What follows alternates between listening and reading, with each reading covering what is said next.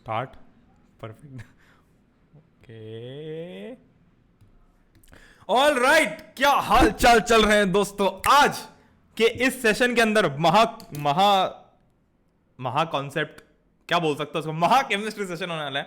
आज के इस सेशन के अंदर मैं तुम लोगों को केमिस्ट्री का, पूरे केमिस्ट्री का सार 1 घंटे में बताने वाला हूं। ठीक है, तुम लोगों को केमिस्ट्री के अंदर क्या क्या इंपॉर्टेंट टॉपिक्स हैं, क्या क्या इंपॉर्टेंट न्यूमेरिकल के फॉर्मूलाज हैं। जैसे मैंने कल फिजिक्स में बताया था, अगर तुम लोगों ने फिजिक्स वाला सेशन नहीं देखा है तो मेक श्योर कि तुम चैनल पे जाओ। वो फिजिक्स वाला मैं बीच में आता हूं ना इतनी देर के लिए, हाँ थोड़ा यहां आ जाता हूं। ओके ओके फाइन, ठीक है। तो अगर तुम लोगों ने वो सेशन नहीं देखा तो मेक श्योर कि तुम उस सेशन को देखो, तुमको चैनल पे मिल जाएगा। जैसा मैं तुमको अभी 1 घंटे के अंदर केमिस्ट्री के सार, केमिस्ट्री का पूरा सार बताने वाला हूँ, बहुत ही इंपॉर्टेंट टॉपिक्स बताने वाला हूँ, बहुत ही इंपॉर्टेंट फॉर्मुलाज बताने वाला हूँ। वो वैसे सेम टू सेम मैं फिजिक्स में भी करा चुका हूँ। फिजिक्स में ऑल दो चीज की ज्यादा जरूरत है, ठीक है। उसके अलावा कुछ छोटे छोटे अपडेट्स दे देता हूं मैं तुमको पहले ही वीडियो स्टार्ट करने से, ठीक है। सबसे पहला अपडेट ये है कि एनटीएससी गुरुकुल, एनटीएससी गुरुकुल, ठीक है, गुरुकुल, ये जो सीरीज है ये है तुम्हारी 1 मंथ चैलेंज वाली सीरीज, जिसमें तुमको 1 महीने में पूरे जो तुम्हारी एनटीएससी एग्जाम से पिछले 5 साल के सारे जोन्स के क्वेश्चंस तुमको करने को मिलेंगे, ठीक है। अलग अलग फैकल्टी, अलग अलग लोग रहेंगे तुमको बताने के लिए, ठीक है। ऐसे फिजिक्स के लिए कोई और, केमिस्ट्री के लिए कोई और है, केमिस्ट्री के लिए तो मैं हूं, ठीक है। एसएसटी के लिए, सोशल के लिए, इंग्लिश, हिंदी, जो भी जितने भी सब्जेक्ट्स है मेन मेन, बायोलॉजी हो गया, उन सब के लिए तुम लोगों को 5 साल का जो जितने भी एनटीएससी के पेपर्स थे वो सब तुमको एक साथ देखने को मिलेंगे 1 महीने के अंदर। ऐसा कोई शायद पहले नहीं हुआ है, ठीक है, ये पहली बार हो रहा है। Let's correct. और वैसे भी कोई डेडिकेटेड ऐसा चैनल है जो कि एनटीएससी के लिए करा रहा है, तो ये इस चैनल के ऊपर तुमको आज तक जितने भी वीडियोस हैं सब एनटीएससी और फाउंडेशन सेंट्रिक हैं।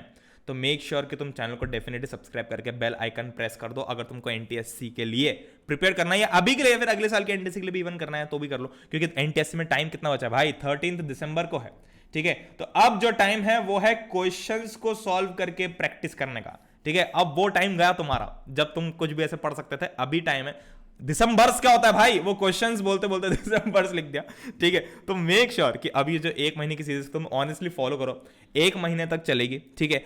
4 हफ्ते 4 जोन्स में डिवाइडेड है, जैसे अलग अलग, जैसे नॉर्थ, ईस्ट, साउथ, वेस्ट, ठीक है, ऐसे करके 4 जोन है। और हर एक वीक में वो जोन कंप्लीट होगा। जैसे कि आज नॉर्थ जोन है, तो नॉर्थ के जितने भी स्टेट्स में एनटीएससी हुई थी, मतलब ये वाला वीक मान लो कि जो पहला वीक है, लेट्स से फॉर एग्जांपल वो नॉर्थ वीक है, ठीक है। तो उस वीक क्या होगा कि जो भी नॉर्थ की स्टेट है, नॉर्थ जो है वहां पे जितने भी तुम्हारे जोन्स आते हैं, अलग अलग स्टेट्स आते हैं, उनके हिसाब से जो क्वेश्चंस आए थे 5 साल के, वो तुमको करवाए जाएंगे, ठीक है। तो मेक श्योर कि तुम इसको फॉलो करो। वापस आ जाते हैं हम यूट्यूब चैनल, ओके। थोड़ा सा इंट्रोडक्शन देता हूं भाई। मेरा नाम प्रणय चौहान है और मैंने 9.4 जीबी स्कोर किया क्लास 10 के अंदर, 91.4% स्कोर किया क्लास 12 के अंदर, ठीक है। और ऑल यूजिंग स्ट्रेटेजी, मतलब हमने किताबों से, ऑल यूजिंग स्ट्रेटेजीज का मतलब हमने किताबों से ज्यादा महत्व स्ट्रेटेजी को दिया, ठीक है। मतलब मैं ऐसा किताबी कीड़ा बन के नहीं पढ़ रहा था कि मतलब अरे आज तो सब पढ़ना है, स्ट्रेटेजी लगा के पढ़ा था कि किस चीज की कितनी जरूरत है और कितना हमको पढ़ेंगे तो कितना समझ में आएगा और कितने से क्या होगा, क्या होगा, क्या होगा। तो मेक श्योर कि तुम फॉलो करो इस सेशन को। और मेरा जो यूएसपी वो है relates real life with concepts, मतलब अरे मेरे भाई मेरी बात सुनो, मैं तो कॉन्सेप्ट होता है ना तुमको ऐसे ही नहीं बताता हूं, उनको पूरी तुम्हारी असल जिंदगी से जोड़ के बताता हूं, ठीक है। पूरी तुम्हारी असल जिंदगी से बिल्कुल जोड़ के कनेक्ट करके बताता हूं, तुम्हारे लिए भूलना बिल्कुल नेक्स्ट टू इम्पॉसिबल हो जाता है इतनी सही तरीके से। और साथ में मैं तुमको सीनियर वाली वाइब देने की कोशिश करता हूं, ठीक है, सीनियर वाली वाइब देने की कोशिश करता हूं। सीनियर मतलब ऐसे दोस्त वाले, तुमको फील लगेगा तुमको कोई दोस्त ही बता रहा है, तुमको दोस्त ही तुम्हारा कोई फंडे बता रहा है, ठीक है। तुम्हारा कोई भाई तुमको फंडे बता रहा है, तुम्हारा भैया तुमको फंडे बता रहा है, ठीक है। Okay, hashtag life school daily, इसको फॉलो करते रहा करो, ठीक है। और अगर तुमने अभी तक सब्सक्रिप्शन के लिए एनरोल नहीं किया है मेरे भाई, तो देखो मैं तुमको एक बहुत ही सही चीज बताता हूं। अगर तुम एनटीएससी के लिए करना चाहते हो, अगर तुम अभी 10th में हो तो मेक श्योर, तुम्हारा कोई भाई बंधु दोस्त 10th में, तो मेक श्योर कि तुम उसको बोलो कि ये अभी देखो, ऑब्वियसली तुम 10th में हो तो 1 महीने का ही लोगे, तो 1 महीने का ये सब्सक्रिप्शन उठा ले। सिर्फ 3500, हाँ जितना ज्यादा, जैसे मान लो तुम 2 साल का, अगर तुम अभी 9th में हो तो तुम्हारे लिए बहुत सी अपॉर्चुनिटी है, क्योंकि तुमको ये बहुत ही कम प्राइस, मतलब ऑलमोस्ट 50% से भी ज्यादा डिस्काउंटेड प्राइस पे देखने को मिलेगा। बट अगर तुम लोग ऑलरेडी 10th में और तुम्हारे अगले महीने एनटीएससी है, तो मेक श्योर कि तुम इस सब्सक्रिप्शन को चेकआउट करो 3500 का। और इस पे कुछ डिस्काउंट वगैरह लग सकता है, हाँ लग सकता है, ठीक है। PC001 कूपन कोड लगाओगे तो तुमको एक्स्ट्रा फ्लैट 10% का डिस्काउंट देखने को मिलेगा, ठीक है। तो मेक श्योर कि तुम इस चीज को चेकआउट करो, ठीक है।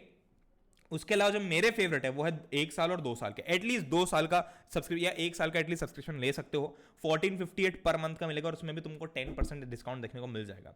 ठीक है, अगर तुम 1 साल का लेते हो तो वो तुमको पड़ता है कुछ 17,500 का, मतलब उसकी प्राइस 42,000 है। अगर तुम इसके हिसाब से देखो तो तुम्हारी प्राइस 42,000 है। बट अगर तुम ये लेते हो 17,500 का पड़ेगा, बट उसके ऊपर भी अगर तुम एक कूपन कोड लगाते हो ना, एक्सक्लूसिव कूपन कोड, तो तुमको एक्स्ट्रा 10% का डिस्काउंट देखने को मिल जाएगा। ठीक है, तो तुमको पड़ेगा 15,750 रुपीज का। ठीक है, चलो। और जो मेरे पर्सनल फेवरेट सब्सक्रिप्शंस हैं वो ये वाला है। ठीक है, 9, 10, 11, 12 वाले, ये तुम्हारे 9 से लेकर 12 तक का जीवन सॉर्ट हो जाएगा। अगर तुम अभी 10th में हो तो मैं तुमको रिकमेंड करता हूं कि भाई 2 साल का सब्सक्रिप्शन उठा लो। ठीक है, 12th तक का तुम्हारा जीवन सॉर्टेड है, या तुम 36 मंथ का भी उठा सकते हो, 3 साल का। ठीक है, 10th, 11th, 12th 3 साल सॉर्टेड है।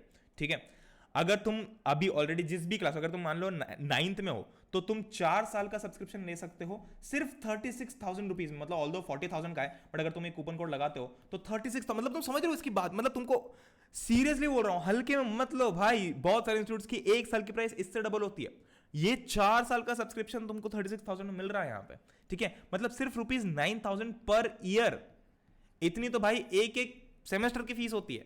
ठीक है, 9,000 रुपीज पर ईयर देखने को मिल रहा है तुमको। ठीक है, तो मेक श्योर तुम सब्सक्रिप्शन अकाउंट करना। उसके अलावा तुम अनअकैडमी की लर्निंग ऐप भी डाउनलोड कर सकते हो, क्योंकि मैं रोज क्विज लेता हूं और आज भी 9 से 10 बजे एक क्विज आने वाली है।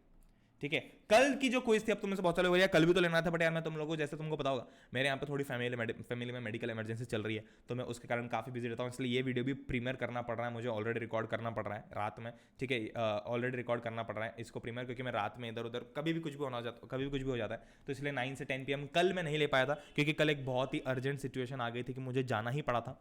आज 9 to 10 हम डेफिनेटली लेंगे। ठीक है, आज 9 to 10 डेफिनेटली लेंगे। ठीक है, सब कुछ ठीक रहा तो वैसे सब कुछ ठीक रहेगा। ठीक है, तो मेक श्योर कि तुम ये ऐप ऑलरेडी डाउनलोड करके रखो। ठीक है, चलो।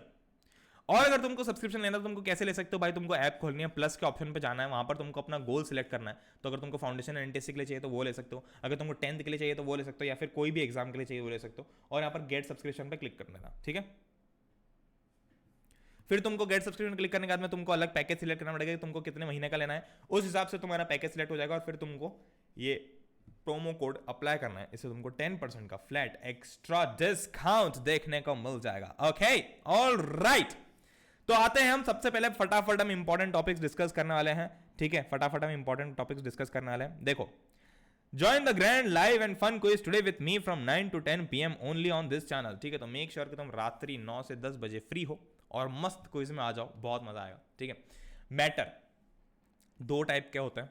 देखो, इंपॉर्टेंट फंडे मैं तुमको फटाफट बता रहा हूं। ठीक है, मैंने हर एक चैप्टर डिटेल में ऑलरेडी करवा रखा है, तो मेक श्योर अगर तुमने अभी तक कोई भी नहीं देखा है तो मेक श्योर कि तुम चेकआउट करो और देखो। ठीक है, मैटर 2 टाइप के होते हैं, प्योर, इम्प्योर। ठीक है भैया, सबको पता है। हाँ ठीक, तो तुमको बस मैं फंडे बता रहा हूं फटाफट। मैटर होता है प्योर, इम्प्योर, 2 टाइप के होते हैं। प्योर मैटर के अंदर आता है तुम्हारा एलिमेंट और कंपाउंड। एलिमेंट क्या होता है? एलिमेंट और कंपाउंड दोनों वो चीजें होती है जिनको हम और ज्यादा फिजिकल प्रोसेस से तोड़ नहीं सकते। प्योर जो मैटर होता है ना, प्योर मैटर जो होता है ना, उसके अंदर जो भी चीजें आती हैं, प्योर मतलब क्या, कि वो बिल्कुल शुद्ध है, तो उनको आप और तोड़ नहीं सकते। ठीक है, और खंडित नहीं कर सकते और उनको ब्रेक डाउन नहीं कर सकते। तो एलिमेंट को भी तुम और ब्रेक डाउन नहीं कर सकते फिजिकल प्रोसेस से, और कंपाउंड को भी नहीं कर सकते तुम फिजिकल प्रोसेस से। ठीक है, इम्प्योर मैटर जो होता है उसको कर सकते हैं। इम्प्योर मैटर के अंदर 3 चीजें आती है, ट्रू सॉल्यूशन जिसको हम सॉल्व भी बोलते हैं, ठीक है, कोलोइडल सॉल्यूशन, ठीक है, और आता है एक सस्पेंशन। ठीक है, ट्रू सॉल्यूशन क्या होता है? ट्रू मतलब वो होता है जैसे तुमने नमक लिया और पानी लिया और उनको घोल दिया, तो वो हो गया तुम्हारा ट्रू सॉल्यूशन। क्यों? क्योंकि पहली बात उसकी बहुत सारे अलग अलग बताता हूं भाई, तीनों में डिफरेंस बताता हूं मैं, कोई दिक्कत वाली बात नहीं है, बट आप मेक श्योर कि तुम मेरे डेडिकेटेड लेक्चर तो नहीं भाई, मैं उसको कॉन्वर्सेशन बोलता हूं। ठीक है, लेक्चर तो ऐसे बोरिंग सा हो जाता है, कॉन्वर्सेशन मतलब इंटरेस्टिंग बात करते हैं। ठीक है, तो मेक श्योर कि तुम वो चेकआउट करो।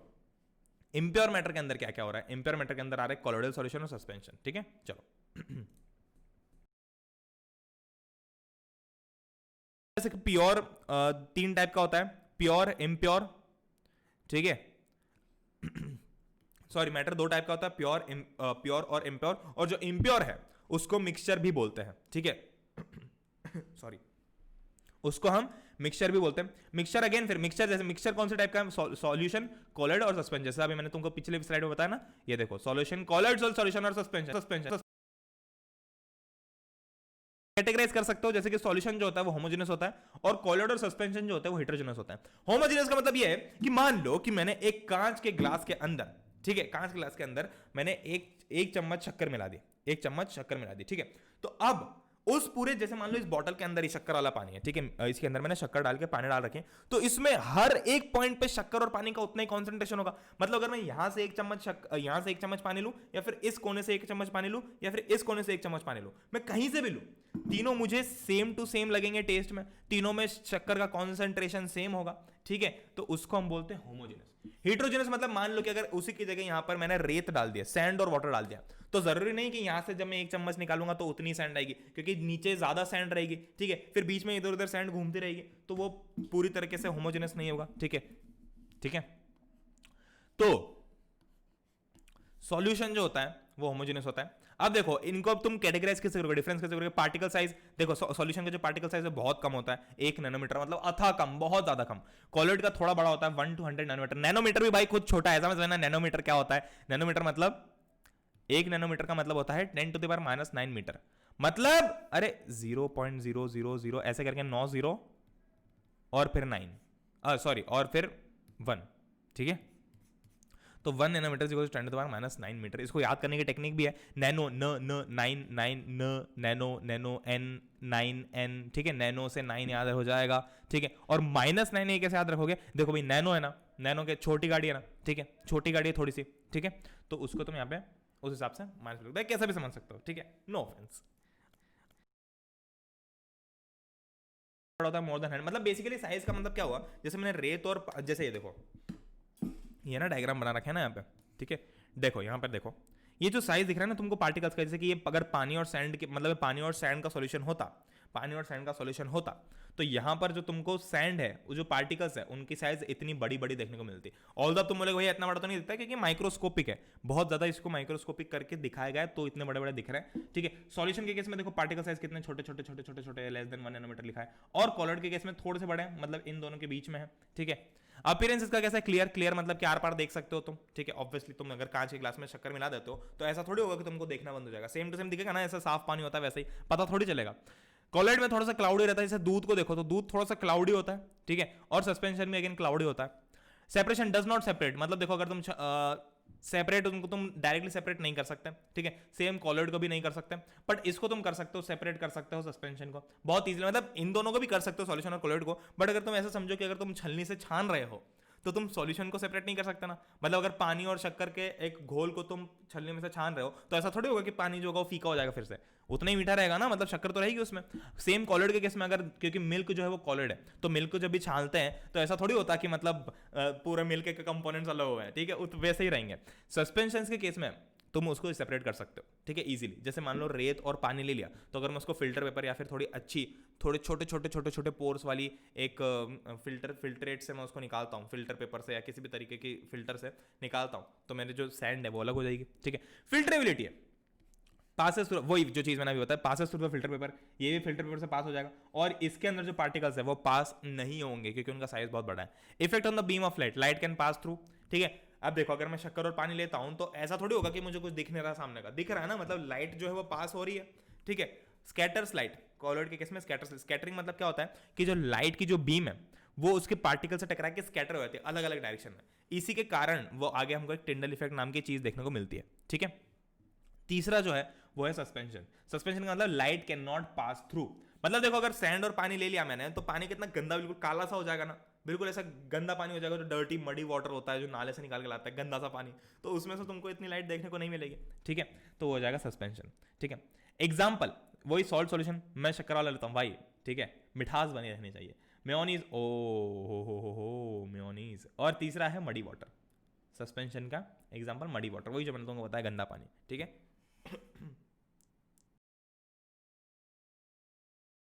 टिंडल इफेक्ट बेसिकली तुमको बस जितना इतना याद रखना वो बता देता हूँ। टिंडल इफेक्ट तुमको कोलोइडल सॉल्यूशन शो करता है, कोलोइड शो करता है। टिंडल इफेक्ट के अंदर क्या होता है, जैसे हमने देखा कि टिंडल इफेक्ट जो कोलोइडल सॉल्यूशन के जो पार्टिकल्स हैं वो उनका जो साइज होता है 1 से 100 नैनोमीटर, वो सफिशिएंट होता है कि वो लाइट को स्कैटर कर पाए। स्कैटर मतलब जैसे कि तुमको ऐसे जब सुबह सुबह उठ जाते हो, मतलब मान लो कि तुम किसी दिन सुबह जल्दी उठ गए, ठीक है, जो भी लोग जल्दी उठते हैं उनके लिए ओपी भाई खुद से, बट मान लो कि किसी दिन तुम जल्दी उठ गए, ठीक है, तो ऐसे नहीं होता, खिड़की में से छोटा सा एक छेद होता है या फिर वो पूरा जो कर्टेन होता है उसमें से कहीं तो एक जगह होती है छोटी सी, वहां से बिल्कुल सन की जो बीम है वो आ रही होती है और वो पूरी बीम हमको दिखती है, मतलब सिर्फ सन और वो जहां पे उसकी बीम फॉलो हो रही है सिर्फ उतना नहीं, हमको पूरा रास्ता भी दिखता है, ठीक है, बीच में से धूल नाच रही होती है, धूल के छोटे छोटे पार्टिकल से डांस कर रहे होता है, ठीक है, वो दिखता है ना, उसको हम बोलते हैं टिंडल इफेक्ट, ठीक है। वो क्यों होता है? क्योंकि जो डस्ट के पार्टिकल्स है वो लाइट को स्कैटर कर देते हैं, ठीक है, वो लाइट को स्कैटर कर देते हैं, ठीक है। तो सेम यहाँ पे भी होता है टिंडल इफेक्ट में। टिंडल इफेक्ट के अंदर क्या होता है, देखो जैसे कि ये जो ए वाला है ना, ये है तुम्हारा true solution. True solution Tyndall effect show नहीं करता है। तो देखो जब मैंने यहाँ पर टॉर्च की एक लाइट जलाई तो ये लाइट यहां से पास तो हो गई यहां तक, बट बीच में तुमको कोई बीम नहीं दिखा, राइट? यहां पे बीच में तुमको कोई भी लाइट पास होते हुए नहीं दिख रही, ऑल्दो लाइट पास हो रही बट तुमको उसका बीम नहीं दिख रहा है, ठीक है। तो यहां पर देखो path of light becomes visible, ये पाथ ऑफ लाइट दिख रहा है तुमको, ये अब विजिबल होगा, जो यहां पर नहीं दिख रहा था, ठीक है। यहां पर ये जो पाथ था ये मिसिंग था, बट फिर भी लाइट पास हुई ना, वैसे ही सेम चीज यहां पर ओके।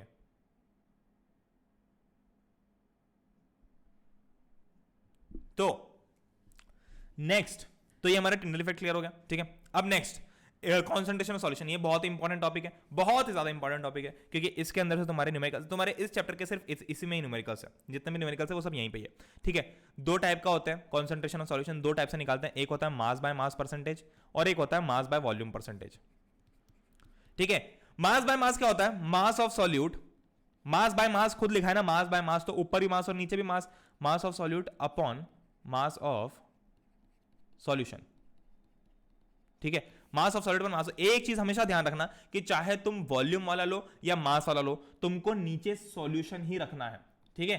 देखो याद करो, जब हम जैसे मान लो कुछ भी चीज कैलकुलेट कर रहे हैं, प्रॉफिट लॉस कैलकुलेट कर रहे हैं, तो हम ऐसा लिखते हैं ना, profit upon total amount into 100%, ऐसा तो लिखता है प्रॉफिट अपॉन लॉस इनटू 100%। अब नीचे तो हम टोटल लिखते हैं ना, टोटल मतलब उसमें सब कुछ कैलकुलेटेड है, तो यहां पर भी हम सेम चीज लिखते हैं, यहां पर सॉल्यूशन लिखते हैं, सॉल्यूशन भी टोटल है, ठीक है। टोटल मतलब उसमें सॉल्यूट भी कैलकुलेटेड है, सॉल्वेंट भी कैलकुलेटेड है, तो मेक श्योर कि तुम हमेशा ऊपर लिखो सॉल्यूट, नीचे लिखो सॉल्यूशन। इसको याद करने का फंडा क्या है भाई? सिंपल सा फंडा, देखो हमेशा हम जीवन भर हमने सॉल्यूट कम लिया है, ठीक है, पानी ज्यादा लेंगे और शक्कर कम लेंगे, हमेशा जहां भी देखो वहां पर सॉल्यूट कम होता है, तो सॉल्यूट जब कम होता है तो बेचारा सॉल्यूट को बुरा लग गया कि मैं तो हमेशा कम हूं, तो इसलिए हमने इस फॉर्मूला में इसको जस्टिस दे दी, ठीक है, हैशटैग जस्टिस फॉर सॉल्यूट, ठीक है,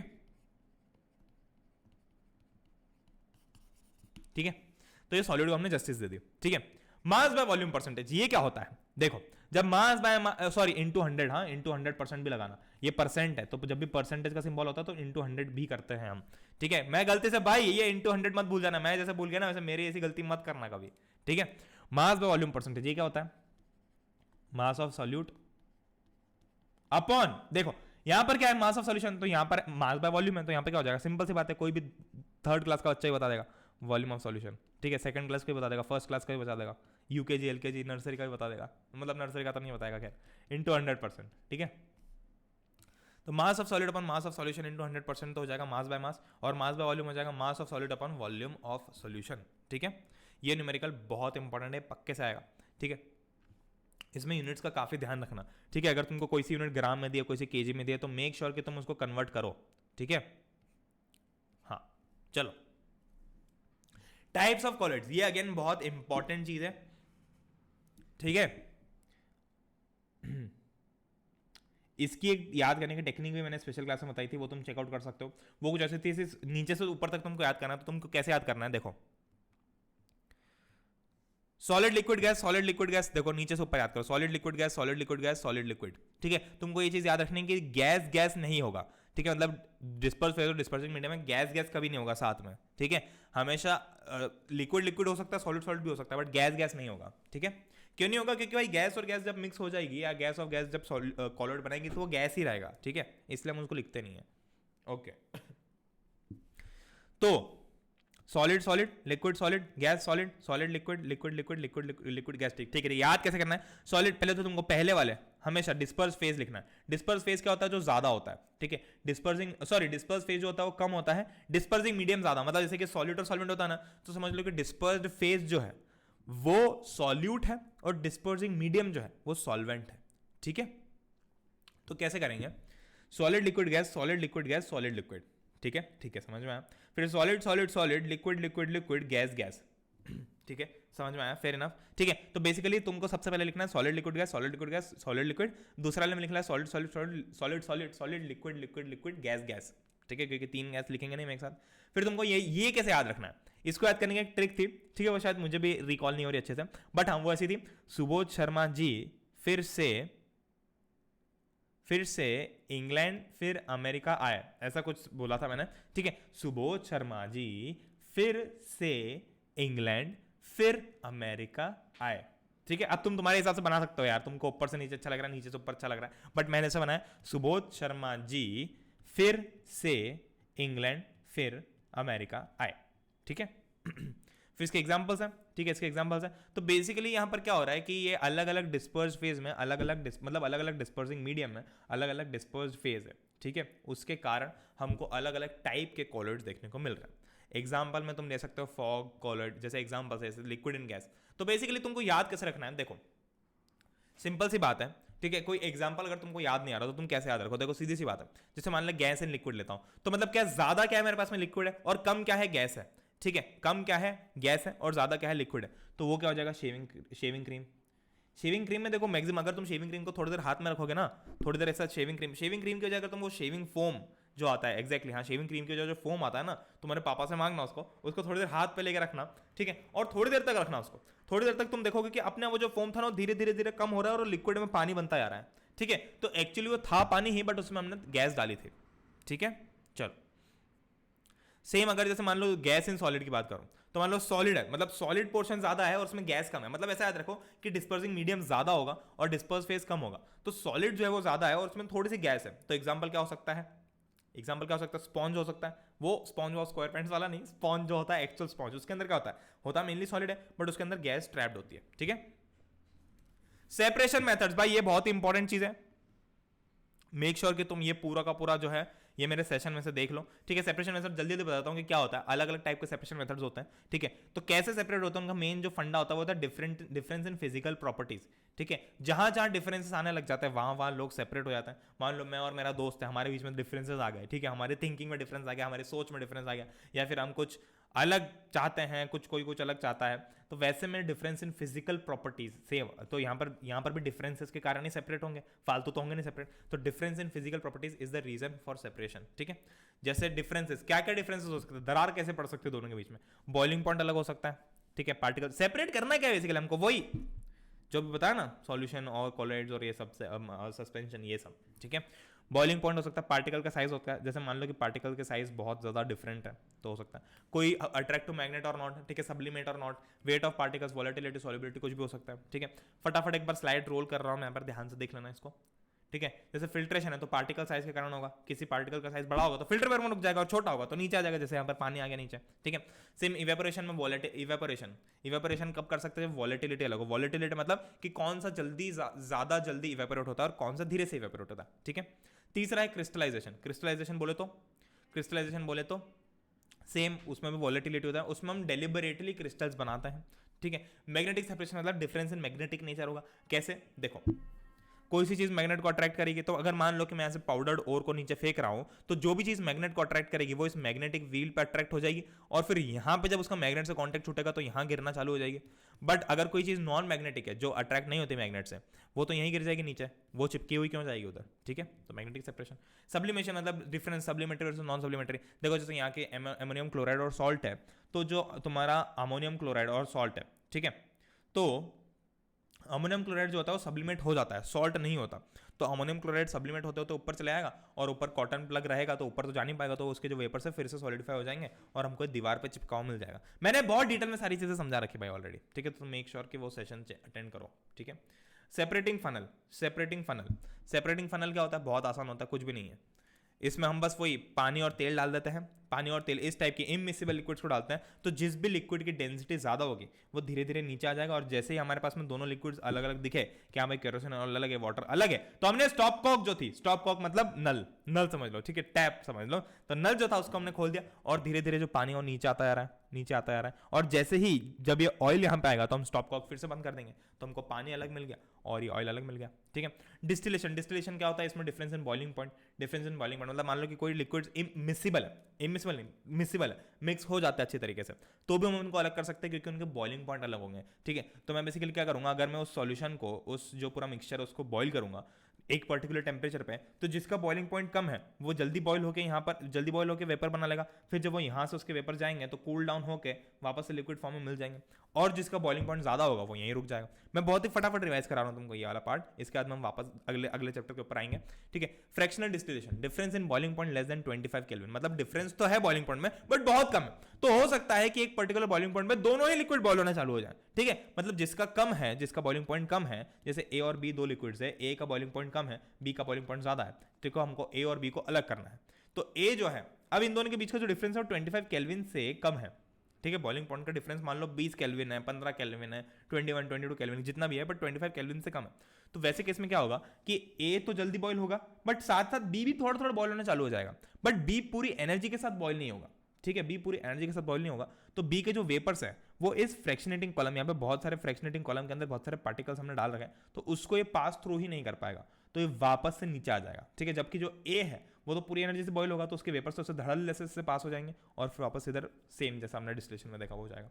क्रोमेटोग्राफी में वही डिफरेंस इन सॉल्युबिलिटी, ठीक है, जो कलर जो डाई अलग, जैसे ब्लैक डाई जो है ना, ब्लैक डॉट जो है, ये अलग अलग कलर से बनी हुई है, अलग अलग डाइज से बनी हुई है, ठीक है। तो जो भी डाई सबसे ज्यादा सॉल्युबल होगी, इजीली सॉल्युबल होगी, वो फटाफट सॉल्युबल हो जाएगी पानी के अंदर, और जैसे जैसे पानी ऊपर आता जाएगा, ठीक है, कैपिलरी इफेक्ट के कारण पानी जैसे जैसे ऊपर आता जाएगा, तो वो जो कलर है, जैसे मान लो येलो वाली डाई थी वो सबसे ज्यादा सॉल्युबल थी, तो फटाफट अलग हो गई, मतलब सबसे पहले वो अलग हो गई, फिर उसके बाद में धीरे धीरे सब अलग हो रहा है, red, yellow, blue, purple, grey, ठीक है।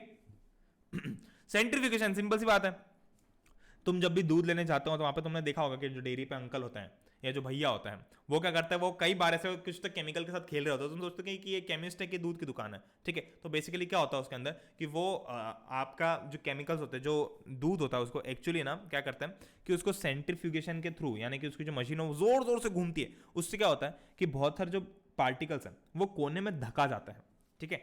अगर तुम जोर जोर से मान लो कार को तुम ऐसे राउंड राउंड घुमा रहे हो फुल स्पीड में, तो तुम ऐसे एक साइड से धक्का खाओगे ना, सेम वैसे ही ये जो पार्टिकल्स होते हैं वो एक जगह धक्का खाते हैं, और फिर उसके बाद में तुम उनको इजीली अलग कर सकते हो, ठीक है।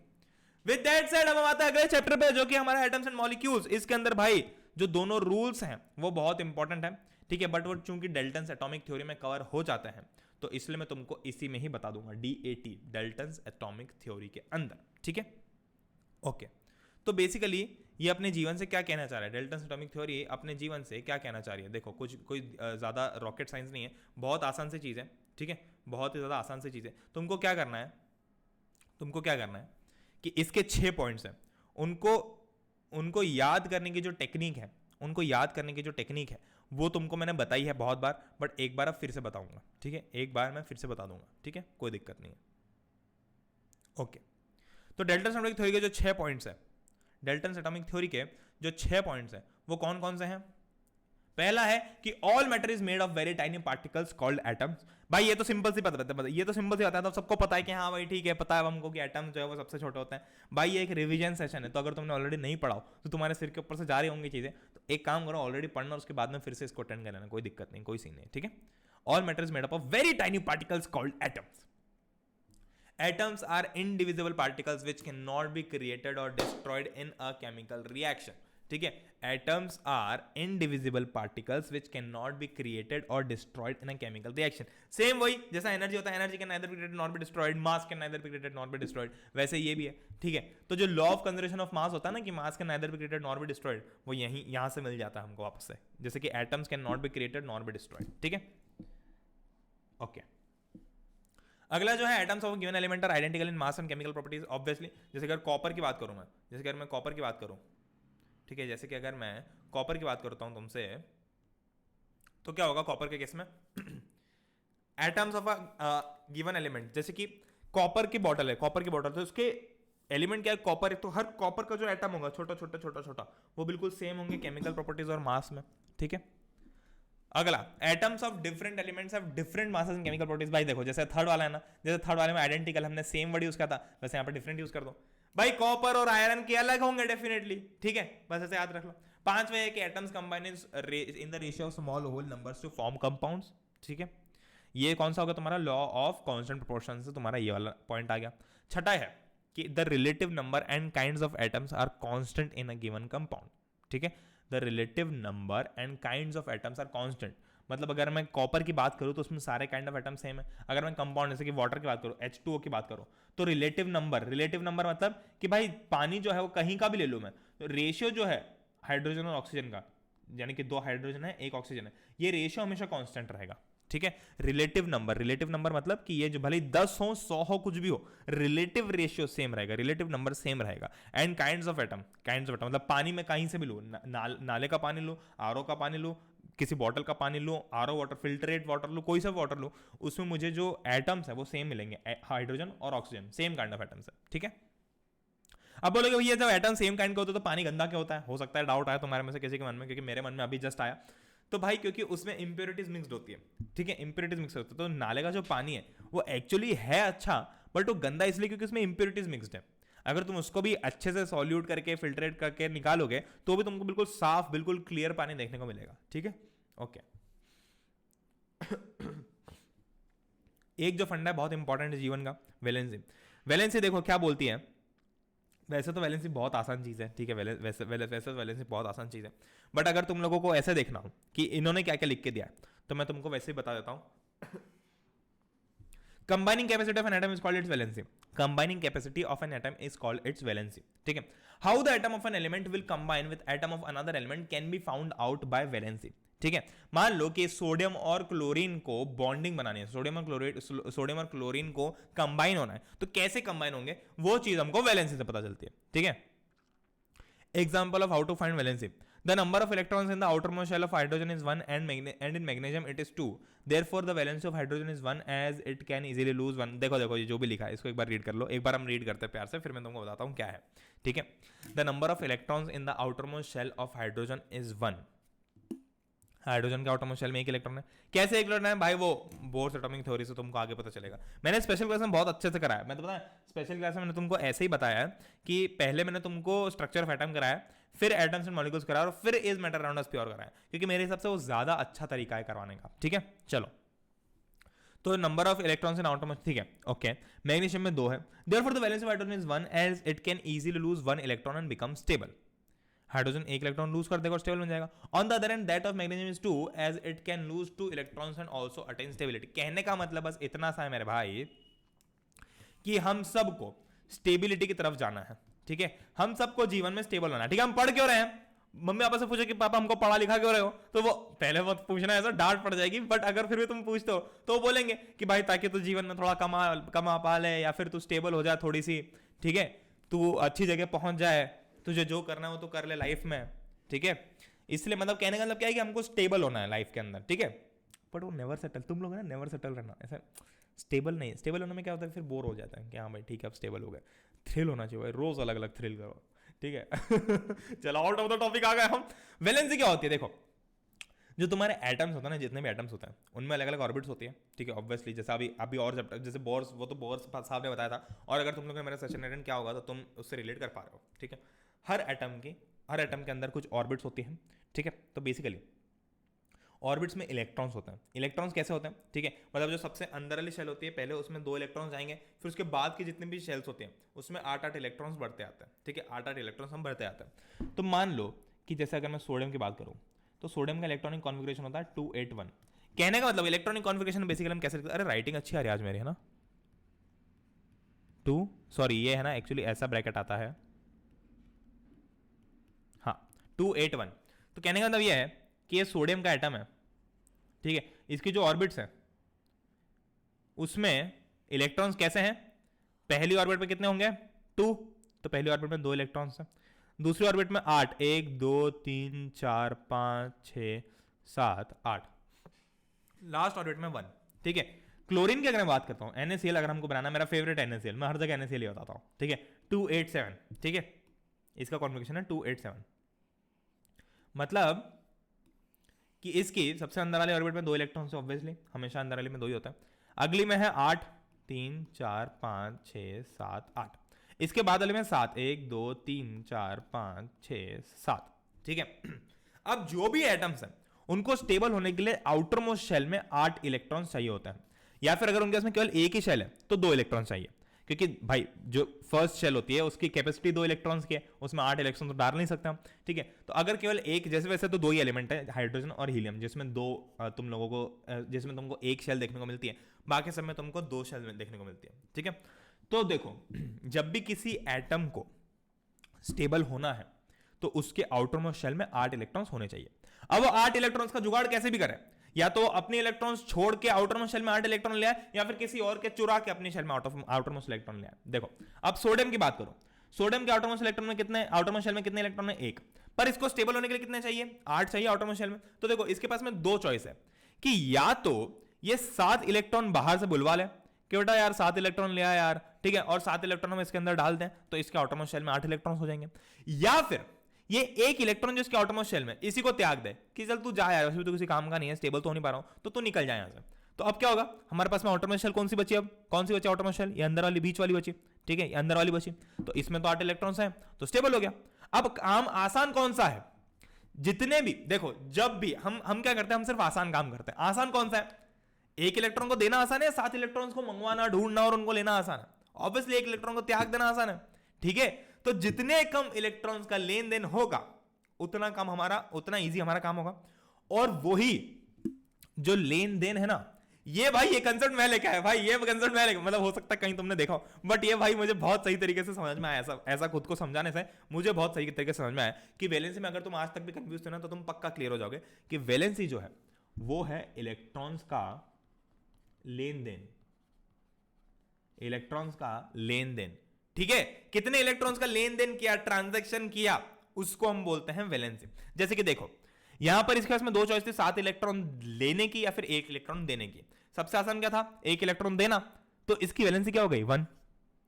अब देखो क्लोरीन की बात करें तो क्लोरीन के पास में अगेन 2 चॉइस है, 287 इसका कॉन्फ़िगरेशन है, आउटरमोस्ट शेल में 7 इलेक्ट्रॉन है, 2 चॉइस है, या तो ये 7 इलेक्ट्रॉन त्याग दे या फिर 1 इलेक्ट्रॉन ले ले।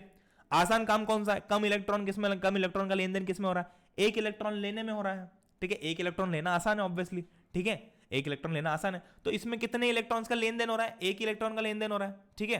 तो इसकी भी वैलेंसी कितनी हो गई, 1 हो गई, बहुत सिंपल। तो जितने इलेक्ट्रॉन्स का लेन देन होगा वही वैलेंसी होगी। अब देखो कंपाउंड्स कैसे फॉर्म होते हैं, ठीक है, ये अगली स्लाइड है, कंपाउंड्स कैसे फॉर्म होते हैं, बट मैं तुमको यही बता देता हूं। देखो, सोडियम के पास में आउटरमोस्ट शेल में 1 इलेक्ट्रॉन है, इसको स्टेबल होने के लिए चाहिए 8 इलेक्ट्रॉन, तो इसको अपना 1 इलेक्ट्रॉन किसी को देना पड़ेगा, किसी को देना पड़ेगा। ऐसा हवा में थोड़ी कर सकता है, यहां बेटा चल तू निकल जा, देना पड़ेगा उसको, जादू नहीं है वो कोई मिल गया कि उसको छोड़ के चले जाएंगे, किसी को तो देना पड़ेगा, ठीक है। क्लोरीन की अगर मैं बात करूं, क्लोरीन के पास में 7 इलेक्ट्रॉन है, तो उसको 1 इलेक्ट्रॉन किसी से लेना पड़ेगा, ठीक है। तो सोडियम और क्लोरीन अगर आपस में बात कर ले कि देख बेटा सोडियम, तेरे पास में आउटरमोस्ट शेल में 1 इलेक्ट्रॉन है, मेरे पास में 7 है, मुझे 1 की जरूरत है और तुझे 1 देने की जरूरत है, तो क्यों ना हम दोनों दोस्ती कर ले। तो सोडियम बोला है तो बहुत अच्छी बात है। तो अब क्या हुआ, अगर ये दोनों बॉन्ड बना लेंगे तो क्या होगा कि ये इसका जो 1 इलेक्ट्रॉन है वो क्लोरीन के पास चले जाएगा, तो फिर ऐसे करके बनता है बॉन्ड NaCl। तो हम जो बोलते हैं ना इतने आसानी से NaCl वो एक्चुअली ऐसे बनता है, ठीक है। चलो केमिकल फॉर्मूला कैसे लिखते हैं भाई, बहुत आसान सी चीज है, ठीक है। ये SVSDF जो है वो मैंने ट्रिक सोची थी, बट वो कुछ इतनी खास लगी नहीं मुझे, तो जो चीजें मुझे इतनी खास नहीं लगती मैं तुम लोगों को नहीं बताता हूँ, ठीक है। जो बहुत तगड़ी होती है, बहुत मजेदार होती है, वही बताता हूँ। कैसे लिखना है भाई, बहुत ही आसान है, ठीक है।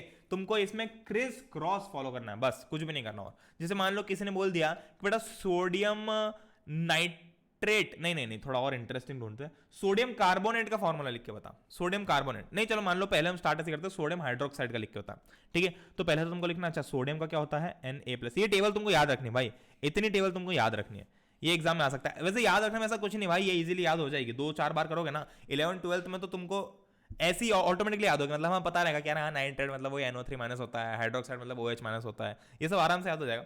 बट अभी तुमको याद रखनी है, ठीक है। मान लो बोलते हैं सोडियम हाइड्रोक्साइड आना है, तो Na+ जो हो गया सोडियम, और हाइड्रोक्साइड जो हो गया वो हो गया OH-। अब हमको क्या करना है, how to write chemical formula, तो उसका केमिकल फॉर्मूला कैसे लेंगे सोडियम हाइड्रोक्साइड का, तो हमको बस क्रिस क्रॉस करना है, ठीक है। तो यहां जो प्लस में वैल्यू थी वो इधर आ जाएगी और जो माइनस में वैल्यू थी वो इधर आ जाएगी, ठीक है। बट इस केस में तुम देखो दोनों जगह 1 ही है, तो 1 लिखने से तो कोई मतलब नहीं है, तो इसलिए हम डायरेक्ट NaOH लिख देंगे, ठीक है, NaOH लिख देंगे। वहीं पर अगर मान लो कि मुझे बोला होता है कि भाई मैग्नीशियम हाइड्रोक्साइड लिखो, तो मैग्नीशियम हाइड्रोक्साइड क्या होगा, Mg2+ और हाइड्रोक्साइड तो OH- है, ठीक है। अब मैं अगर क्रिस क्रॉस करता हूं तो क्या हो जाएगा, यहां तो 2 है, तो 2 और इसका 1 इधर आ जाएगा, तो ये Mg। अब यहां से देखो हमको क्रिस क्रॉस करना, मतलब यहां जो वैल्यू है, यहां जो वैल्यू है इसको हमको यहां लिखना है Mg के नीचे, और यहां जो है उसको हमको OH के नीचे लिखना है। तो ये देखो Mg के ऊपर कितनी आएगी, 1 ही आएगी, क्योंकि OH के पास में तो 1 ही है, ठीक है। तुमको साइन नहीं देखना, माइनस प्लस नहीं देखना, बस तुमको वो वैल्यू देखनी है, ठीक है। तो Mg लिख दोगे और OH, अब देखो OH, अब यहां पर 2 है तो तुम यहां पर 2 लिख दोगे, क्या सही है, नहीं, क्योंकि तुमको यहां पर लगाना है ब्रैकेट, ठीक है। और भैया ब्रैकेट कब लगाना है कब नहीं लगाना है कैसे याद रखेंगे, देखो बहुत सिंपल सा फंडा है इसका, बहुत सिंपल सा ट्रिक है। जैसे कि देखो OH जो है ना, ये एक्चुअली 2 अलग अलग एटम्स है, जब सिर्फ एक ही एटम होता है तो हमको लगाने की जरूरत नहीं पड़ती है, ठीक है। जैसे कि अगर हम मान लो कि अगर मैं मैग्नीशियम लेट्स से कि मैं मैग्नीशियम फॉस्फेट बना रहा था, ठीक है, तो Mg2+ हो जाएगा और PO4 3- हो जाएगा, ठीक है, समझ में आया, क्लियर है। अब मुझे मैग्नीशियम फॉस्फेट बनाना है तो मुझे क्रिस क्रॉस करना होगा, तो अब Mg ये हो जाएगा 3 और PO4, अब देखो ब्रैकेट लगा के हो जाएगा 2। अब आप बोलोगे भैया Mg के ऊपर ब्रैकेट क्यों नहीं लगाया, क्योंकि Mg एक ही एटम है और PO4 2 अलग अलग एटम्स है, फास्फोरस और ऑक्सीजन। और इसको याद करने की सबसे आसान ट्रिक ये है कि जब भी सामने वाले में, जैसे सामने वाला ये है, सामने वाले में जब भी 2 लेटर्स कैपिटल में लिखे हैं तो समझ जाओ कि तुमको ब्रैकेट लगाना है, क्योंकि वो अलग अलग एटम्स हैं। क्योंकि हमेशा एटम के अंदर, एटम को जब हम लिखते हैं तो अगर वो एक लेटर का एटम, जैसे ऑक्सीजन है तो हम उसको O लिख देंगे, ठीक है। बट अगर 2 लेटर का है, 2 लेटर का, 2 अल्फाबेट्स का है वो एटम, जैसे Mg सोडियम, तो उसमें हमेशा पहला लेटर कैपिटल होता है और दूसरा स्मॉल होता है। कभी भी हम मैग्नीशियम को Mg ऐसा नहीं लिखते, बहुत बड़ा पाप हो जाएगा, और ना ही हम सोडियम को Na ऐसा लिखते हैं, ठीक है। हमेशा जब भी एक एटम होता है ना तो उसका पहला लेटर, अगर एक लेटर का है तो एक लेटर कैपिटल होगा और दूसरा लेटर हमेशा स्मॉल होगा, ठीक है। अगर दूसरा लेटर भी कैपिटल है तो समझ लो कि 2 अलग अलग एटम्स है। तो अगर जब भी 2 अलग अलग एटम्स होते हैं तो हमको ब्रैकेट लगाना पड़ता है, क्योंकि हम ये 2 सिर्फ, जैसे अगर मैं सिर्फ इसको ऐसे लिख देता MgOH2, तो मैं ये 2 सिर्फ H को थोड़ी दे रहा हूं, मैं तो दोनों को दे रहा हूं ना, तो इसलिए ब्रैकेट लगाऊंगा मैं, क्योंकि मैं पूरे को देना चाहता हूं ये 2, ठीक है। तो इसलिए हम ब्रैकेट लगा देंगे, चलो फेयर इनफ। अब आते हैं हम अगली चीज पे, जो कि भाई बहुत ज्यादा इंपॉर्टेंट, बहुत ज्यादा कंफ्यूजिंग है। ऑल्दो ये चीज बहुत लंबी है बट मैं तुमको बहुत क्विकली बताऊंगा। मोल कंसेप्ट क्या होता है, देखो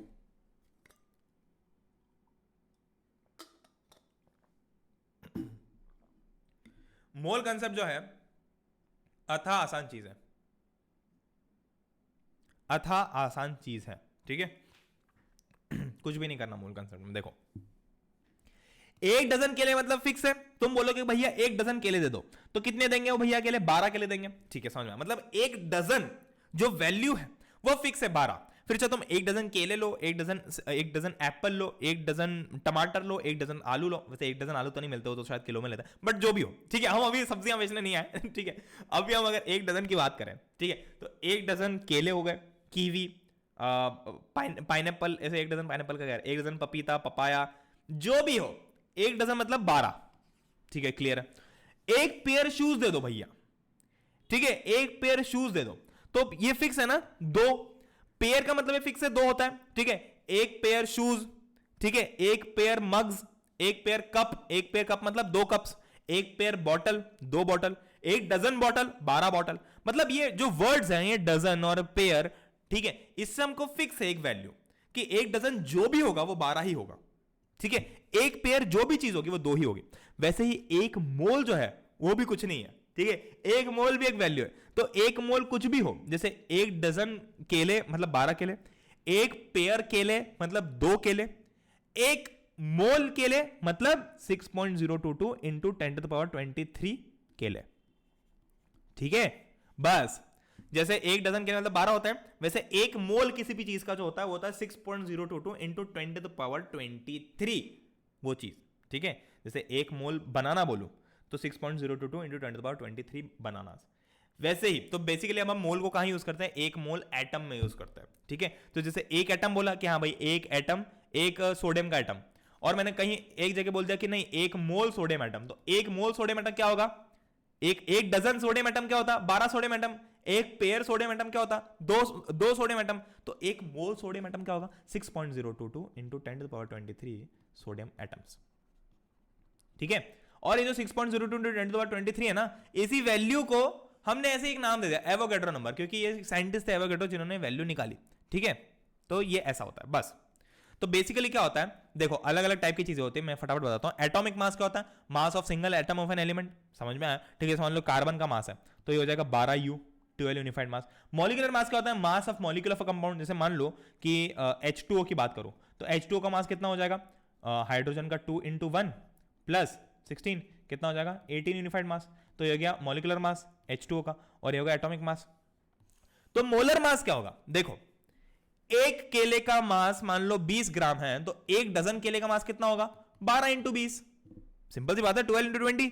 तो एक मोल, अगर एक कार्बन एटम का मास 12 यूनिफाइड मास है तो देखो मोलर मास क्या होता है, मोलर मास वही होता है मोल, देखो मोल दिख रहा है, मोल, मोलर, मोल, ठीक है। तो मोलर मास क्या होता है, वही सिंपल सी बात है mass of 1 mole of an element और कंपाउंड, ठीक है। तो एक कार्बन एटम का मास अगर इतना है तो एक मोल का कितना होगा 12 × 6.022 इंटू 10⁻23 यूनिफाइड मास, ये हो गया। बट एक चीज जो बहुत इंपॉर्टेंट, बस सेम अगर तुम मॉलिक्यूलर में, अगर तुम इसका भी जैसे कि एक देखो, तो मैं ना बहुत सारी बार कंफ्यूज हो सकते हैं मॉलिक्यूल और मोल में, कंफ्यूज नहीं होना, ठीक है। एक मोल ऑफ वाटर मॉलिक्यूल का मास कितना होगा, देखो एक वाटर मॉलिक्यूल का मास कितना है 18 यूनिफाइड मास, तो एक मोल का मास कितना होगा 18 × 6.022 इंटू 10⁻23। बस क्लियर है भाई, बस इतना ही है, हाँ सच्ची में इतना ही है, ठीक है, इतना ही है, ठीक है। बट एक चीज जो इस मोलर जो वैल्यू है ना 6.0, इसकी खूबसूरती क्या है पता है, कि ये यूनिफाइड मास को ग्राम में कन्वर्ट कर देती है। कैसे, जैसे देखो कैसे बताऊं मैं, देखो ओके, 1 ग्राम मतलब 1000 मिलीग्राम होता है, ये तो पता है हमको। वैसे ही एक यूनिफाइड मास मतलब अगर मैं इसको मोल में कन्वर्ट करता हूं, ठीक है, तो ये होता है 1 ग्राम। कैसे, ओके देखो मुझे पता समझ में आया। देखो कार्बन का एटॉमिक मास कितना है 12 यूनिफाइड मास, कार्बन का मोलर मास कितना है 12 × 6.022 10⁻23 यूनिफाइड मास। बट मैं डायरेक्टली भी लिख सकता हूं कि कार्बन का मोलर मास जो है वो है 12 ग्राम, क्योंकि यूनिफाइड मास और ग्राम ये जो दो यूनिट्स है इनके बीच का रिलेशन ही है ये नंबर, ठीक है, इन दोनों को रिलेट ही करता है ये नंबर 6.022 ठीक है। तो अगर मैं वाटर की बात करूं तो वाटर मॉलिक्यूल का मास कितना है 18 unified mass 18U, but water एक मोल वाटर मॉलिक्यूल का मास कितना होगा 18 ग्राम, ठीक है। तो जो बेसिकली 6 तो बेसिकली कहने का मतलब ये है कि 6.022 into 10⁻23 unified mass is equals to 1 gram, is equals to 1 gram, ठीक है। अब मान लो कि कार्बन की बात कर रहा था तो 12 × 6.022 हो जाएगा, ठीक है, तो वो क्या हो जाएगा 12 ग्राम, ठीक है। बस तो यही वैल्यू है, यही रिलेशन है इन दोनों के बीच में, ठीक है। चलो ये एक छोटी सी टेबल है, तुम्हारे एनसीईआरटी के अंदर भी दी हुई है ये टेबल, इस टेबल में वही सेम टू सेम वही चर्चा की हुई है, ठीक है, इस टेबल में वही सेम टू सेम वही चर्चा की गई है, ठीक है, ओके।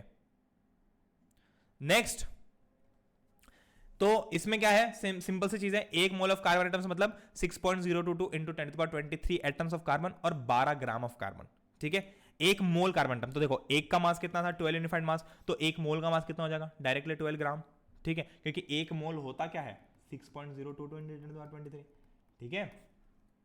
2 4 5 बार करोगे सारे कंफ्यूजन क्लियर हो जाएंगे। अभी हो सकता है तुमको थोड़ा कंफ्यूजन हो, सब कुछ क्लियर हो जाएगा बिल्कुल कांच जैसा, ठीक है। वैसे ही एक मोल ऑफ हाइड्रोजन एटम्स क्या हो जाएगा 6.022 इंटू 10⁻23 एटम्स ऑफ हाइड्रोजन, या फिर 1 ग्राम ऑफ हाइड्रोजन एटम्स, ठीक है। नेक्स्ट, एक मोल ऑफ किसी भी कंपाउंड, किसी भी चीज का एक मोल अगर मैं लूं, एक मोल प्रणय, तो एक मोल प्रणय क्या हो जाएगा 6.022 इंटू 10⁻23 प्रणय, ठीक है। इतने सारे प्रणय तो होंगे नहीं, और 6.1 करके देखते ना कितनी वैल्यू आती है इसके, 6 इंटू 10⁻23 है ना, तो 1 2 3 4 5 6 7 8 9 10, 11, 12, 13, 14, 15, 16, 17, 18, 19, 20, 21, 22, 23। ओ तो ये हो गया हमारा, यहां गया एक ये हो गया लाख, ये हो गया करोड़, तो इट्स अराउंड इतने करोड़, इतने करोड़ और दुनिया में लोग कितने हैं? I think 7 billion, 700 crore. हाँ बहुत ज्यादा हो गया यार, एक मोल, तो एक मोल प्रणय नहीं गाइस, सॉरी। ओके तो इस चैप्टर के इंपॉर्टेंट फार्मूलाज क्या है? इस चैप्टर के इंपॉर्टेंट फार्मूलाज बस कुछ भी नहीं है। नंबर ऑफ मोल्स जो है वो given mass upon molar mass, simple सी बात है, ठीक है। नंबर ऑफ मोल्स, ठीक है। मान लो कि कितने केले हैं, ठीक है, मुझे पता है कि टोटल जो मेरे पास में एक, मान लो कि एक थैले के अंदर कितने केले हैं, ठीक है। अब मुझे पता है कि एक केले का मास 20 ग्राम है और उस थैले का मास 140 ग्राम है, तो कितने केले होंगे? सॉरी, हाँ कितने के 140/20, मतलब कि पूरे थैले का मास 140 ग्राम है मोलर मास, और गिवन सॉरी एक सेकेंड, हाँ गिवन मास कितना है वही, सॉरी मैं अब खुद देखो भाई, ऐसा कंफ्यूज हो सकता है, कुछ भी नहीं करना है, देखो क्लियर हो। गिवन मास, एक थैले का मास कितना है? 140 ग्राम, और मोलर मास मतलब मुझे पता है कि भाई एक केले का मास, एक केले का मास 20 ग्राम होता है, तो कितने केले हो गए? मुझे उसको डिवाइड करना होगा, तो किससे पता चल गया? 7 केले हो गए। तो यही क्या हमने, गिवन मास अपॉन मोलर मास, ठीक है। गिवन मास अपॉन मोलर मास मतलब हमको कितना दे रखा है, और अपॉन मोलर मतलब कितना है, मोलर मास कितना होता है बेसिकली, वो तो हमको पता ही है, ठीक है। वो तो हमको पता ही है कि कार्बन का मोलर मास 12 ग्राम होगा, ठीक है। हाइड्रोजन का होगा 1 ग्राम, ऑक्सीजन का होगा 16 ग्राम, ये तो टेबल हमने याद किए, ठीक है। नंबर ऑफ एटम्स और मॉलिक्यूल्स कैसे निकालोगे? नंबर ऑफ एटम्स और मॉलिक्यूल्स, बस नंबर ऑफ मोल्स मिल गया एक बार, तो number of moles into Na, मतलब number of moles into 6.022 into 10⁻23, ठीक है। एक मोल में कितने एटम होते हैं मैंने तुमको बताया था, एक डजन में 12 किलो होते हैं, 2 डजन में 24 किलो होंगे, 3 डजन में 36 किलो होंगे, वैसे ही एक मोल में 6.022 इंटू 10⁻23 एटम्स होंगे, 2 मोल में 2 इंटू 6.022 इंटू 10⁻23 एटम्स होंगे, 3 मोल में 3 इंटू 6.022 इंटू 10⁻23 एटम्स होंगे, ठीक है। और बहुत सारा बोल लिया मैं इतने देर में, सेम चीज हमने यहाँ पे की। तो basically given mass upon molar mass into Na, given mass upon molar mass है क्या? यही तो है नंबर ऑफ मोल्स, ठीक है। Okay, structure of atom, last chapter, इसको फटाफट कर लेते हैं। कुछ भी नहीं है थॉमसन मॉडल ऑफ एटम में, कुछ भी नहीं है। थॉमसन मेयर के हिसाब से ये जो एटम होता था, ये एक तरबूज की तरह होता था, बहुत ही सुंदर स्वादिष्ट तरबूज की तरह, ठीक है। क्या होता था उसमें कि उनका कहने का मतलब ये था कि जो एटम है वो पूरा एक बॉल ऑफ पॉजिटिव चार्ज है, और उसमें बीच में जैसे वाटरमेलन के अंदर जो बीज है वो एम्बेडेड होते हैं ना, घुसे हुए होते हैं ना, वैसे ही पूरे पॉजिटिव चार्ज की बॉल में जो इलेक्ट्रॉन्स हैं वो एम्बेडेड होता है, ठीक है। और इनका ये कहना था कि magnitude of positive charge is equal to magnitude negative charge, मतलब कि जो एटम है वो इलेक्ट्रिकल न्यूट्रल है, मतलब जितना पॉजिटिव चार्ज का टोटल मैग्नीट्यूड होगा, ये जो बॉल ऑफ पॉजिटिव चार्ज का, उतना ही ये नेगेटिव चार्ज का भी होगा टोटल, ठीक है। तो मतलब एटम जो है वो इलेक्ट्रिकली न्यूट्रल है, मतलब उसमें कोई पॉजिटिव या नेगेटिव चार्ज नहीं है। रदरफोर्ड मॉडल ऑफ एटम, ये बहुत इंपॉर्टेंट है, ठीक है। Rutherford alpha particle scattering experiment बोलते हैं और गोल्डफेल एक्सपेरिमेंट भी बोलते हैं, बहुत क्विकली बताऊंगा कि मैंने बहुत डिटेल में करा चुका हूं मैं ये, ठीक है। अल्फा पार्टिकल बेसिकली क्या होता है? अल्फा पार्टिकल होता है तुम्हारा हीलियम न्यूक्लियाई, मतलब He2+ आयन, ठीक है, He2+ आयन, ठीक है। जब भी हम एटम में से इलेक्ट्रॉन्स का लेन देन कर लेते हैं, एटम तो इलेक्ट्रिकली न्यूट्रल होता है, जैसे कि मान लो सोडियम है तो ये इलेक्ट्रिकली न्यूट्रल है, बट जैसे मैं इसमें से इलेक्ट्रॉन का लेन देन करता हूं, मान लो इलेक्ट्रॉन निकाल लेता हूं, तो Na+ चार्ज आएगा इसके ऊपर, ठीक है, तो ये तब आयन बन जाएगा। तो अल्फा पार्टिकल जो होता है वो He2+ आयन होता है। गोल्ड फॉइल क्यों ली? क्योंकि गोल्ड जो है एक्सट्रीमली मेरे वाला, मतलब बहुत पतली शीट में हम उसको निकाल सकते हैं। और तीसरा क्या है? तीसरा है ZNS स्क्रीन, ठीक है। ZNS स्क्रीन मतलब ZNS होता है जिंक सल्फाइड। अब वो क्यों ली उसका कोई कारण ऐसा तुम लोगों को स्पेसिफिक एनसीईआरटी में है नहीं, बट स्क्रीन क्यों ली? स्क्रीन इसलिए ली ताकि हम वो अल्फा पार्टिकल, बेसिकली हमको करना क्या है कि हमको अल्फा पार्टिकल्स की बंदूक चलानी, मशीन गन, धर धर धर धर धर, बीच में हो गया हमारी गोल्ड फॉइल, और हमको चेक करना है कि जो अल्फा पार्टिकल्स की गोलियां हम इसके ऊपर मार रहे हैं ये कहां जा रही है, मतलब इससे पास होने के बाद में आर पार निकल जाएगी तो किधर जा रही है, सीधे जा रही है, डिफ्लेक्ट हो रही है, वापस आ रही है, क्या हो रहा है वो हमको ऑब्जर्व करना है, ठीक है। तो ये देखो, ये कुछ ऐसा सिस्टम है, ये रही हमारी मशीन गन नहीं बोलना इसको, अल्फा पार्टिकल एमिटर बोलेंगे। इसमें से अल्फा पार्टिकल्स धड़ल्ले से जा रहे हैं, ढेर सारे अल्फा पार्टिकल्स जा रहे हैं, बीच में गोल्ड फॉइल है, ठीक है। और इससे टकरा के हमको ये देखना है कि जो अल्फा पार्टिकल्स है ये सीधे जा रहे हैं, इधर जा रहे हैं, इधर जा रहे हैं, किधर जा रहे हैं, ठीक है। और हमारे पास में एक डिटेक्टिंग स्क्रीन भी है, ये पूरी एक स्क्रीन भी है, इस स्क्रीन के ऊपर हम देखेंगे कि अल्फा पार्टिकल्स कहां कहां जा रहे हैं, ठीक है। तो ऑब्जर्वेशन हमको ये करने के बाद में हमको क्या क्या ऑब्जर्वेशन मिले? पहला ये मिला कि most alpha particles pass through the foil undeflected, मतलब जब most of the alpha particles थे ना वो बिना डिफ्लेक्ट हुए सीधे निकल गए बाहर, ठीक है। दूसरा ऑब्जर्वेशन ये था कि very few alpha particles were deflected by a small angle, बहुत ही कम ऐसे अल्फा पार्टिकल्स थे जो कि बहुत ही छोटे एंगल से डिफ्लेक्ट हुए थे, ज्यादा से नहीं, ठीक है। तीसरा जो ऑब्जर्वेशन है वो ये है कि एक्सट्रीमली रेयरली, मतलब हर 12,000 मतलब बहुत ही कम अल्फा पार्टिकल्स ऐसे थे जो कि टकरा के वापस आ गए बाहर, वापस टकरा के आ गए अपनी तरफ, ये ठीक है। ये हमको 3 ऑब्जर्वेशन मिले। अब इससे कंक्लूजन क्या निकला? पहला ये कि चूंकि बहुत सारे अल्फा पार्टिकल्स जो थे वो अनडिफ्लेक्टेड पास हो गए, तो एटम के अंदर मैक्सिमम स्पेस खाली है। देखो, अगर तुम यही जो मैं गोली मार रहा हूं, अगर तुम इसी सिस्टम को यहां से देखो, इस एंगल से देखो, ठीक है, तो तुमको एक गोल्ड फॉइल थिकनेस के इधर से दिखेगी, तो गोल्ड फॉइल की जो थिकनेस होगी, जो ऑलरेडी बहुत कम होगी, उसमें भी कुछ लेयर ऑफ एटम्स होंगी ना, कुछ लेयर ऑफ एटम्स होंगी, ठीक है, कुछ लेयर ऑफ एटम्स होंगी। और बेसिकली मेरी जो बंदूक है वो यहाँ है, बंदूक नहीं है भाई, वो एक्चुअली अल्फा पार्टिकल एमिटर है, बट वो यहाँ है। तो यहाँ से अल्फा पार्टिकल जा रहा था, तो ये इन एटम्स को एनकाउंटर करते हुए जा रहा था, ये एटम्स इसके बीच में आ रहे थे, तो इन एटम्स ने उस अल्फा पार्टिकल पर क्या क्या असर छोड़ा उसकी बातें हमने की अभी, ठीक है। ओके, तो चूंकि अल्फा पार्टिकल जो है ऐसा कैसे डिफ्लेक्टेड हो, मतलब सीधा का सीधा चलेगा बिना डिफ्लेक्ट हुए, तो कहने का मतलब कि जो एटम्स हैं इनमें बहुत सारी जगह खाली है ऑलरेडी, ठीक है। दूसरा ये था कि बहुत ही कम ऐसे अल्फा पार्टिकल्स है जो कि हल्के से डिफ्लेक्ट हुए, इसका मतलब कि पॉजिटिव चार्ज बहुत ही कम जगह में एटम के अंदर, मतलब मान लो कि ये गया तो कोई सी तो एक पॉजिटिव चार्ज की जगह, तो यहां से कहीं डिफ्लेक्ट हो गया, मतलब पॉजिटिव चार्ज जो ओवरऑल बहुत ही कम जगह पे है। तीसरा क्या है, a very small fraction of alpha particles were deflected by 180 degree, indicating that all the positive charge and the mass of the gold atom were concentrated in very small volume with in the atom. कहने का मतलब कि बहुत ही कम ऐसे atoms थे, बहुत ही कम alpha particles थे जो कि एटम से टकराने के बाद वापस बाहर आ गए।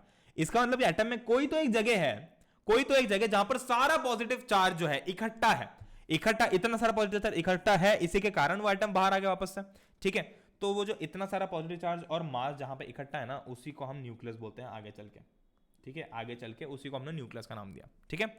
इसके ड्रॉबैक्स क्या थे? इसका ड्रॉबैक बहुत सिंपल सा है कि इनका कहने का मतलब था कि जो एटम है, जो इलेक्ट्रॉन है, वो सर्कुलर ऑर्बिट में घूम रहा है, बट इन्होंने उसको ज्यादा एक्सप्लेन नहीं किया।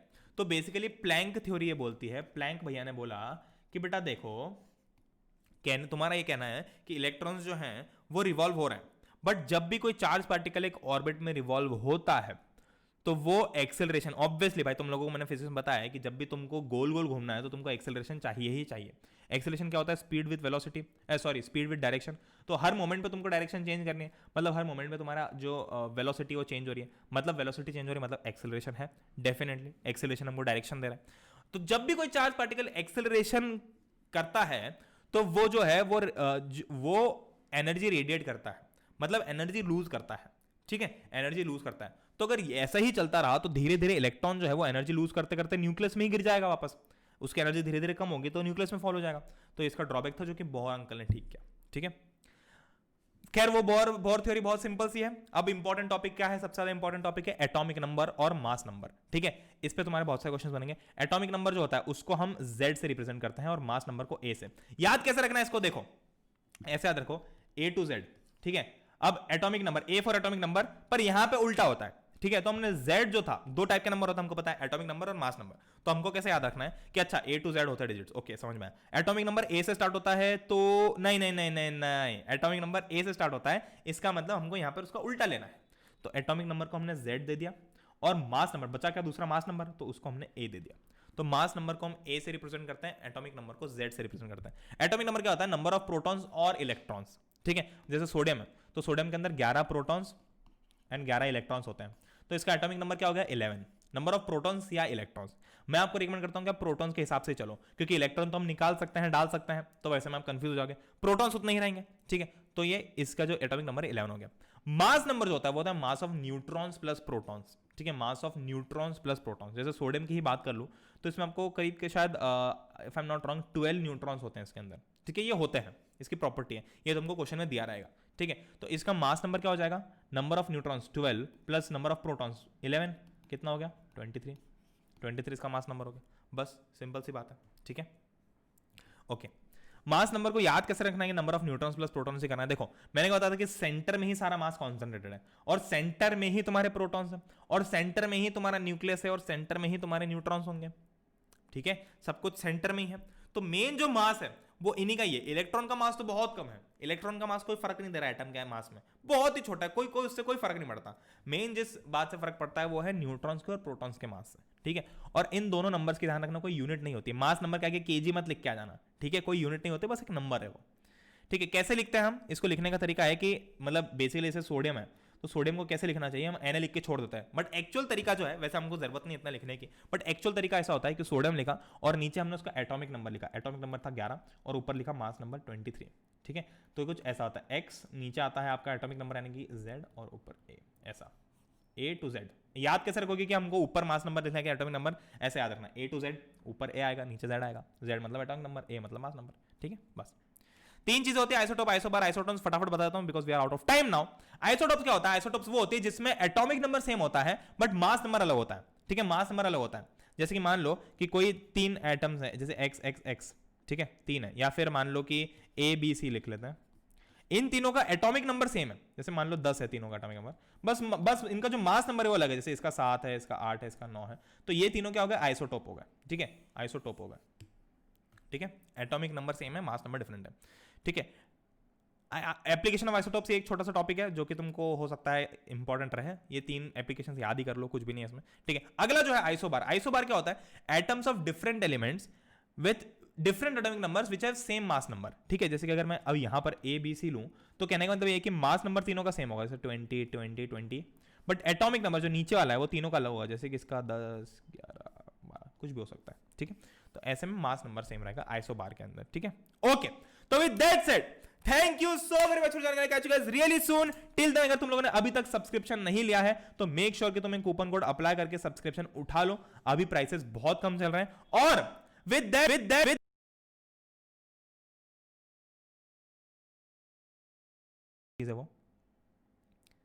वो चीज है स्माइल थेरेपी, ठीक है।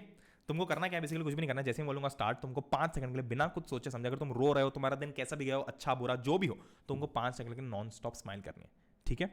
और हाँ, रात को 9 से 10 क्विज में भी आना, बहुत मजा आएगा वहां पे, ठीक है। स्टार्ट।